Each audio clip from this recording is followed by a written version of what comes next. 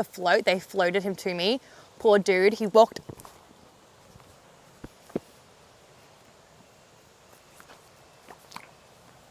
Are you right?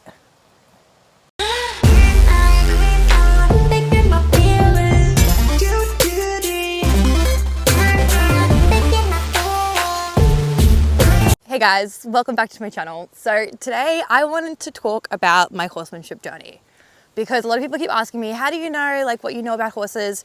And it's a very like different, non-conventional path that I took to get here. Hello, baby. So yeah, I want to talk to you guys about it. So I never was into horses as a kid because my family just couldn't afford it. So single mum, 4 kids, 2 sets of twins. So not a lot of money and also not a lot of free time to be able to take me to places to even just do stuff for free. Because I know a lot of kids, you know, do like stable hand jobs for in exchange for riding lessons. Like I couldn't even do that because we lived in a coastal town. So I learned how to sail, but I never got to learn how to ride horses. And so the second that I turned 18, I moved to Brisbane, which is a big city. So I moved from a small town to a big city. And the first thing I did,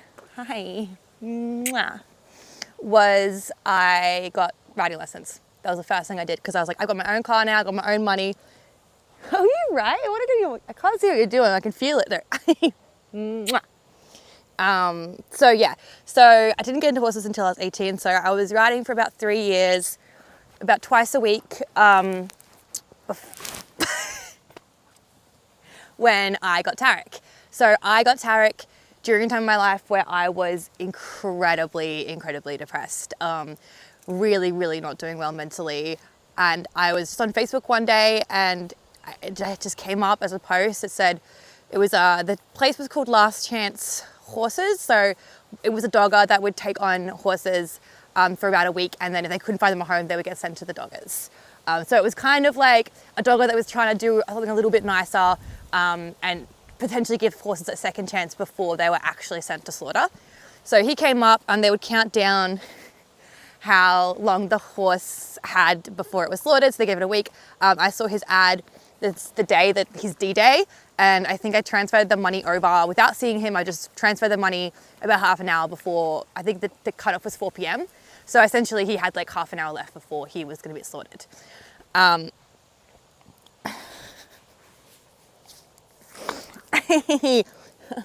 He wants to groom me. Okay. So yeah, so I got this horse. I was told he was handled. I was told he was 4. He was actually probably, I think I ended up finding out that they think he was a 2009 foal because I did manage to find his breeder. And so that would have made him 9 at the time, I think. And he was completely unhandled. So he got off the float. They floated him to me. Poor dude. He walked.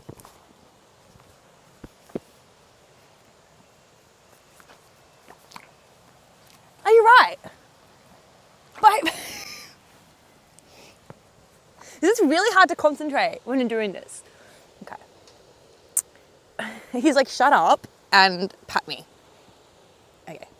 So,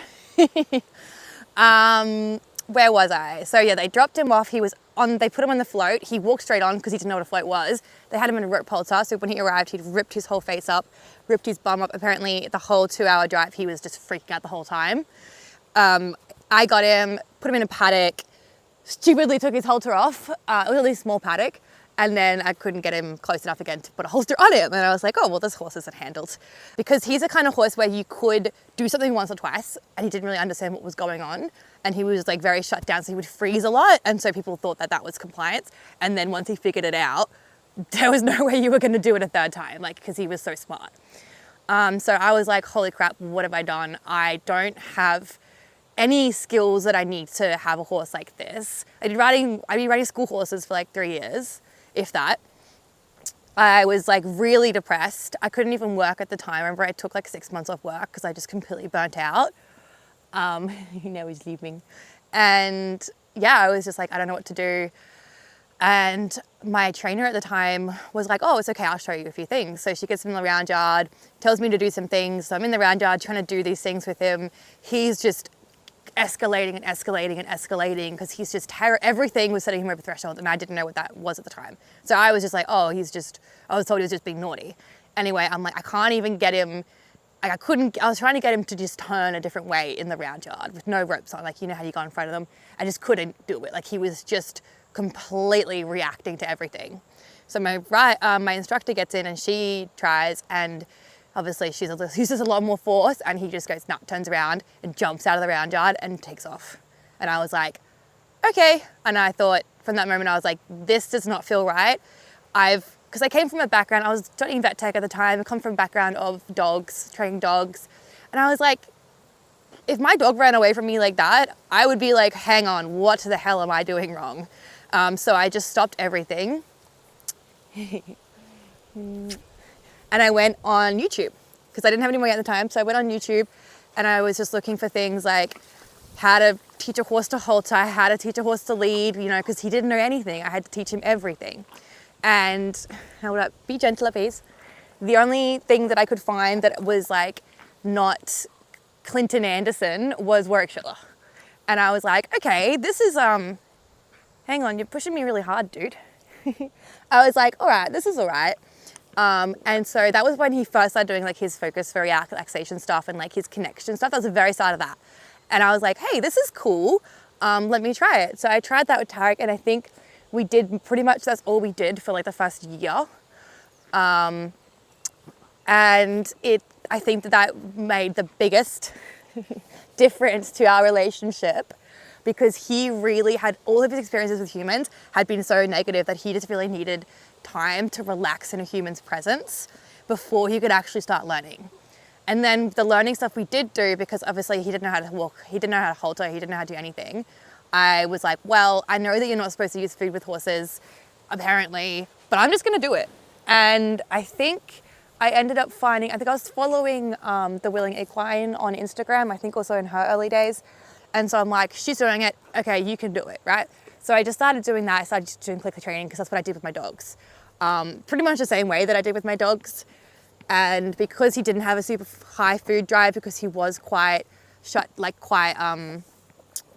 timid, it worked really well for him. I didn't really have any issues with, like, a lot of horses can get really excited about food. Like Aragon, food is a very big motivator for him. So if I had Aragon in the early days when I didn't know much and I was trying to train him with food, probably would have ended differently. But with Tarek, it was perfect. And yeah, so that's how we started. So I just continued kind of training Tarek for a couple of years, just while I went through uni. And then I was working full time, and I was just got back to a place where I was like, I'm just really hating my life. Like, I was working full time as a vet tech. I hated the industry. I hated the job. I wanted to work with animals, but I didn't want to do that. And I was trying to figure out what I wanted to do. And then during that time too was when I finally got on medication for my bipolar disorder. So, turns out being depressed all the time isn't normal. So I got on medication not knowing that that medication actually made me hypomanic. And I decided that because I hated my life, that's my shoe, don't break that please. I need to wear that to a wedding. Thank you. I realized that, well, I was like, okay, so I became hypomanic, and I was like, I am going to uproot my life, move into my car with all my pets, because, ow! That's my shoe. Because all I wanted to do was spend more time around my pets, and I was working full time, spending my entire life around other people's sick, injured, dying pets, and it was just so draining. So that's what I did. I moved into my car, and it's a Holden Astra. I'll show you a photo. So I moved into my car, and then that whole first couple of months, it just rained. It just rained nonstop. It was ridiculous. And like living in your car when it's raining is really, really bad, especially when you can't even I couldn't actually even lay down properly in my car because I'm quite tall. So I had a mattress, like I had this like cut down mattress in the back, and me and Chubby would sleep on that, and I couldn't even actually stretch out. So it was very hard to get anything done. I was also trying to do at this time a Cert 4 in behavior and training, because I wanted to know more of the business side of things, but I ended up stopping that because I just realized I can't stand learning about business stuff, and if it ever comes to needing to know business, I'm just gonna hire someone because I hate it. So yeah. Then, because I was living in my car all the time, I could just park it wherever. So I park it at my friend's house where Tarek is. And because she just had a baby, and I've talked about this in my other videos as well, because she had just had a newborn baby, I kind of like started camping there to help with the horses, which helped her out with the baby. And it also meant that I didn't have to pay rent, because I was a little bit, financially, I was a little bit screwed, because I supported some dropkick ex, as we all do in our early 20s. Well, most of us do.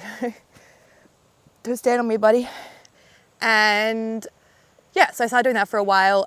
As you guys probably know, that didn't end very well. But during that time, that's when I got Aragon. So I got Aragon because I was like, you know what? I can probably get a horse and, you know, start it and then sell it. You know, break it in and sell it. Because I was doing that with Tarek anyway. And that's why I got Aragon. Because I'm like, okay, I'm going to get him, I can sell him and make a profit. Well, look, he's still here because I loved him so much. And I don't know why. At the time, I was like, you know, I just saw his ad on Facebook and I'm like, this horse needs to be my life. It was the same feeling I had with Tarek. And I didn't really know at the time. I thought it was just because I was going to resell him. But now I understand that it's for a whole completely different reason. And he has showed me so much about horses and stuff. But in terms of like how I learned what I did. So I've done a few courses specifically on applied behavior analysis, and I found that those were the most helpful courses that I've done. So because obviously I have a Bachelor of Vet Tech, so I have a degree in animals, and then I've done Dr. Susan Friedman's Living and Learning with Animals is amazing. It's just applied behavior analysis course. Incredible, because I was like, I'm a very sciencey person, so I was like, I'm going to go and learn the methodology, like the science behind this, all the like the methods that I need so that I can then apply that and create my own thing. So rather than learning someone else's horsemanship and just kind of copying what they do. So I've taken a lot from Warwick Schiller, I've taken a lot from applied behavior analysis, I've done Clicker Expo when it was online twice. I've read all the books that you can really on clicker training, because obviously clicker training is my main thing. So I do read a little bit about horse training, but most of it was just clicker training and positive reinforcement and then using that and applying it to horses. And then I also drew on a lot of knowledge from like my time because I've trained parrots as well. I've done some courses in parrot training. Like I trained my cat. I was helping people with a lot of behavior referral cases from vets, back when I was working as a vet tech. So all of that I've sort of draw on, and where'd Tarek go? Oh, there he is. That's really like what I draw on when I'm training my horses. So in terms of like horse training, I really haven't done a lot specifically on horses. I did do Mustang Maddie's course when she first released it, and I thought that was really cool. A lot of it, I pretty much just did it just to see if we were doing kind of like the same thing, which we were. So I don't even think, I've only like half gone through it actually. I kind of just like looked through everything, and then I just like never went back and actually finished it because I just took what I needed. Like I took the things that I didn't know. I'm like, oh yeah, that's really interesting, because obviously she has done a lot more horse focused training. So I'm like, all right, what are the things that I need to know that's horse specific that maybe I don't know? And then, yeah, a lot of it was just practice. It's just putting it together, practicing, learning what works, learning what doesn't work, and just like sticking to the science. So, you know, using your 4 quadrants, learning to accurately read horse body language was a huge one. And I didn't go to people for that. I went to the horses. I didn't go to people to learn about that. I went and I studied the horses. I would go out and sit in the paddock in the herds and just sit there for hours just watching. I would go and I just walk around with Tarek. In the early days, we would just walk around together, and he would just like show me different kinds of grass that he liked to eat, and like we would just hang out together. And I would, because he was at the bottom of the pecking order, so I would like keep all the horses away from him. So he really enjoyed having me around because it meant that he could relax. Because when he first came, he had very little socialization with horses outside of the herd that he'd grown up in, which was just a bunch of his sisters in the same paddock for 10 years. So, hey baby. But yeah, I'm still learning like every single day, and it's something that I'm so passionate about that doesn't even feel like I'm learning. Like even things that I learn in like life, like a lot of like personal development stuff, I can then apply to horses, or like apply a mindset shift.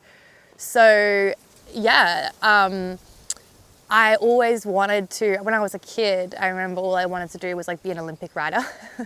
Now, obviously I don't want to be an Olympic rider if the Olympics are the way that they are at the moment, but I would love to have some sort of influence, hopefully, even if it's just a tiny one, in trying to change it and make it better, you know, because I think if the world is still around in 50 years, we're going to be doing things a lot differently. And I want to be part of that movement to help us just see a different way with horses. Hey, boop, boop. So yeah, that's pretty much my horsemanship journey. If you guys have any more questions, like leave them in the comments and I can make more videos on them. Definitely, or send me a DM. And yeah, I'll see you guys in the next video. Thanks for watching.